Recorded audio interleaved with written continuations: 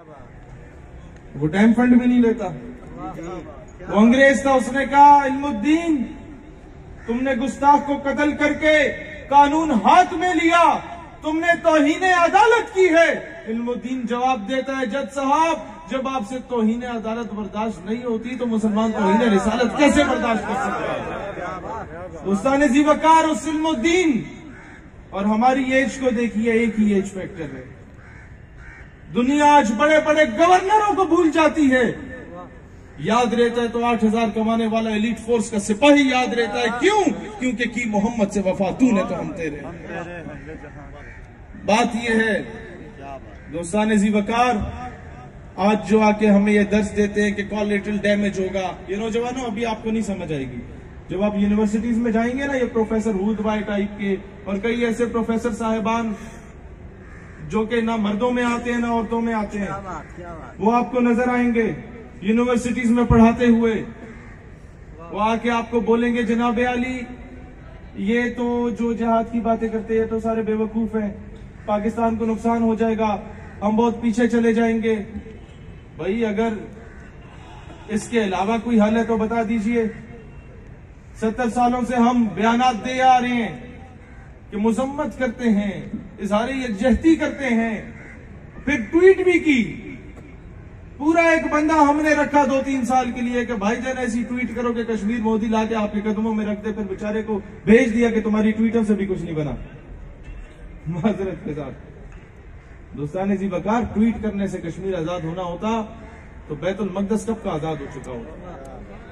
Tweet करने से कश्मीर आजाद होना होता तो रसूलुल्लाह 27 गज़वात में हिस्सा ना लेते। तुम्हारे अक़वाम मुत्तहिदा की करारदादों से कश्मीर आजाद होना होता तो सैयदना खालिद बिन वलीद के जिस्म के हर हिस्से पे परछाइयां ना पड़ी होती। तुम्हारी ट्वीट और बयानात से, तुम्हारी मजम्मतों से कश्मीर आजाद होना होता तो हुजूर अकरम अलैहिस्सलाम खुद तलवार उठा के मैदान में ना जाते। एक दांत मुबारक रसूलुल्लाह का शहीद होता तो काफी था। एक साहब ये रसूल शहीद होते तो काफी था। क्यों जिहाद पे बार बार गौर दिया गया।